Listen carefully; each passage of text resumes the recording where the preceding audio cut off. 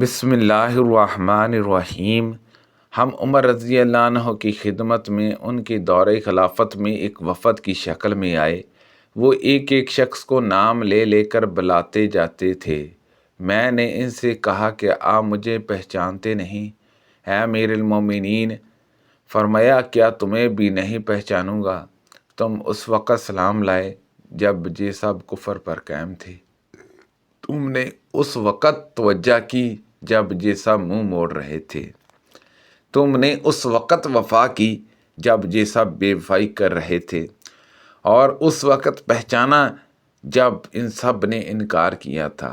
عادی رضی اللہ عنہ نے کہا بس اب مجھے کوئی پرواہ نہیں۔ حجۃ الوداع کے موقع پر ہم رسول اللہ صلی اللہ علیہ وسلم کے ساتھ روانہ ہوئی۔ ہم نے عمرے کا احرام باندھا تھا۔ پھر آپ صلی اللہ علیہ وسلم نے فرمایا کہ جس کے ساتھ عادی ہو وہ عمرے کے ساتھ حج کا بھی احرام باندھ لے، اور جب تک دونوں کے ارکان نہ ادا کر لے احرام نہ کھولے۔ پھر میں آپ صلی اللہ علیہ وسلم کے ساتھ جب مکہ آئی تو مجھ کو ہضا آ گیا، اس لیے نہ بیت اللہ کا طواف کر سکی اور نہ صفا اور مروہ کی سی کر سکی۔ میں نے اس کی شکایت آپ صلی اللہ علیہ وسلم سے کی تو آپ صلی اللہ علیہ وسلم نے فرمایا کہ سر کھول لے اور کنگھا کر لے، اس کے بعد حج کا احرام باندھ لو اور عمرہ چھوڑ دو۔ میں نے ایسا ہی کیا۔ پھر جب ہم حج ادا کر چکے تو نبی کریم صلی اللہ علیہ وسلم نے مجھے میرے بھائی عبد الرحمن بن ابی بکر رضی اللہ عنہما کے ساتھ تنجامہ سے عمرے کی نیت کرنے کے لیے بھیجا، اور میں نے عمرہ کیا۔ نبی کریم صلی اللہ علیہ وسلم نے فرمایا کہ یہ تمہارے چھوڑے ہوئے عمرے کی قضا ہے۔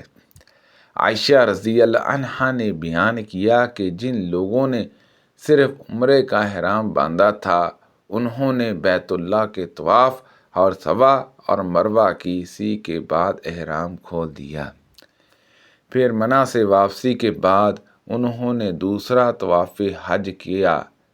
لیکن جن لوگوں نے حج اور عمرہ دونوں کا احرام ایک ساتھ باندھا تھا انہوں نے ایک ہی طواف کیا۔ میں رسول اللہ صلی اللہ علیہ وسلم کی خدمت میں حاضر ہوا۔ اس وقت آپ صلی اللہ علیہ وسلم وادی بطا سنگرازی زمین میں قیام کیے ہوئے تھے۔ آپ نے پوچھا تم نے حج کا احرام باندھ لیا؟ میں نے عرض کیا کہ جی ہاں۔ دریافت فرمایا احرام کس طرح باندھا ہے؟ عرض کیا اس طرح کہ میں بھی اسی طرح احرام باندھتا ہوں جس طرح نبی کریم صلی اللہ علیہ وسلم نے باندھا ہے۔ آپ صلی اللہ علیہ وسلم نے فرمایا کہ پہلے عمرہ کرنے کے لیے بیت اللہ کا طواف کر، پھر صفا اور مروہ کی سیکھ کر، پھر حلال ہو جا۔ چنانچہ میں بیت اللہ کا طواف اور صفا اور مروہ کی سی کر کے قبیلہ قیس کی ایک عورت کے گھر گیا، اور انہوں نے میرے سر سے جوئیں نکالی۔ نبی کریم صلی اللہ علیہ وسلم کی زوجہ محترمہ حفصہ رضی اللہ عنہا نے انہیں خبر دی کہ نبی کریم صلی اللہ علیہ وسلم نے حجۃ الوداع کے موقع پر اپنی بیویوں کو حکم دیا کہ عمرہ کرنے کے بعد حلال ہو جائیں، یعنی احرام کھول دیں۔ حفصہ رضی اللہ عنہا نے عرض کیا یا رسول اللہ صلی اللہ علیہ وسلم، پھر آپ کیوں نہیں حلال ہوتے؟ آپ صلی اللہ علیہ وسلم نے فرمایا کہ میں نے تو اپنے بالوں کو جما لیا ہے اور اپنی قربانی کو ہار پہنا دیا ہے، اس لیے میں جب تک قربانی نہ کر لوں اس وقت تک احرام نہیں کھول سکتا۔ قبیلہ خشام کی ایک عورت نے حجۃ الوداع کے موقع پر نبی کریم صلی اللہ علیہ وسلم سے ایک مسئلہ پوچھا۔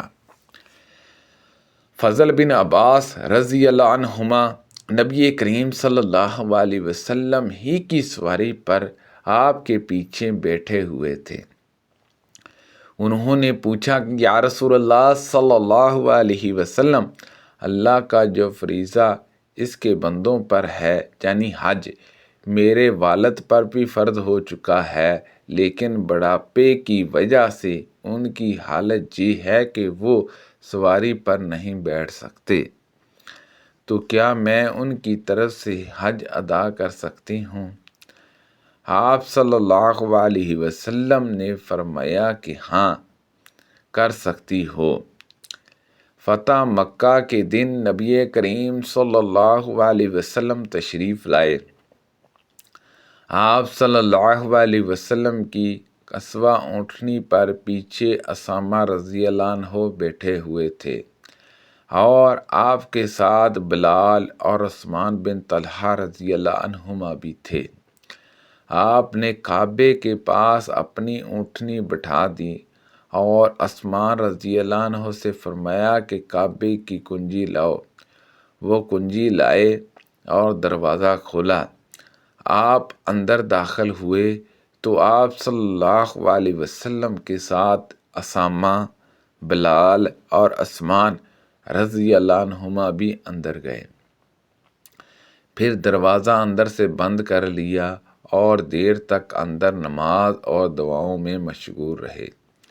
جب آپ صلی اللہ علیہ وسلم باہر تشریف لائے تو لوگ اندر جانے کے لیے ایک دوسرے سے آگے بڑھنے لگے اور میں سب سے آگے بڑھ گیا۔ میں نے دیکھا کہ حضرت بلال رضی اللہ عنہ دروازے کے پیچھے کھڑے ہوئے ہیں۔ میں نے ان سے پوچھا کہ نبی کریم صلی اللہ علیہ وسلم نے نماز کہاں پڑھی تھی؟ انہوں نے بتایا کہ خانہ کعبہ میں 6 ستون تھے، 2 قطاروں میں، اور آپ صلی اللہ علیہ وسلم نے آگے کی قطار کے 2 ستونوں کے درمیان نماز پڑھی تھی۔ کعبے کا دروازہ آپ صلی اللہ علیہ وسلم کی پیٹھ کی طرف تھا اور چہرہ مبارک اس طرف تھا جدھر دروازے سے اندر جاتے ہوئے چہرہ کرنا پڑتا ہے۔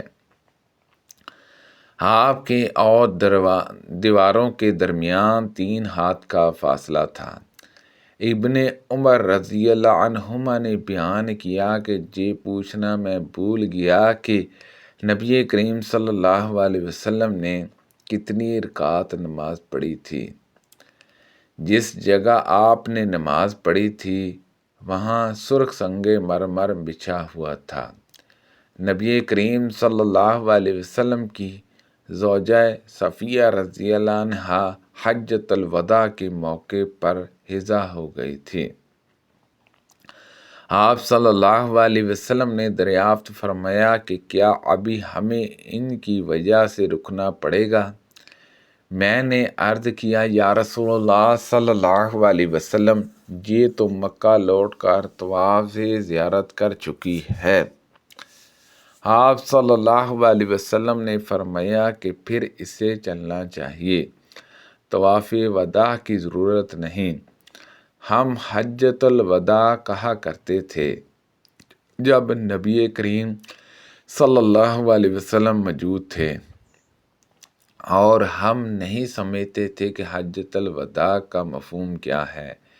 پھر نبی کریم صلی اللہ علیہ وسلم نے اللہ کی حمد اور اس کی ثنا بیان کی، پھر مسیح دجال کا ذکر تفصیل کے ساتھ کیا۔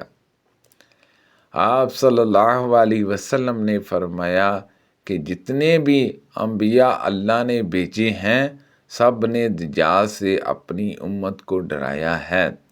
حضرت نوح علیہ السلام نے اپنی امت کو اس سے ڈرایا، اور دوسرے بعد میں آنے والے انبیاء نے بھی، اور وہ تم ہی میں سے نکلے گا، پس یاد رکھنا کہ تم کو اس کے جھوٹے ہونے کی اور کوئی دلیل نہ معلوم ہو تو یہی دلیل کافی ہے کہ وہ مردہ دکان ہوگا، اور تمہارے رب کا کانا نہیں ہے، اس کی آنکھ ایسی معلوم ہوگی جیسے انگور کا دانہ۔ سبحان اللہ عز و جل۔ اللہ پاک سے دعا ہے کہ اللہ پاک ان حدیثوں پر عمل کرنے کی توفیق عطا فرمائے۔ اللہ پاک ہم سب کو صحت و تندرستی عطا فرمائے۔ کو پڑھنے میں غلطی کوتاہی ہو گئی ہو تو اللہ پاک معاف فرمائے۔ صدقہ جاریہ سے زیادہ لوگوں تک شیئر کیجیے۔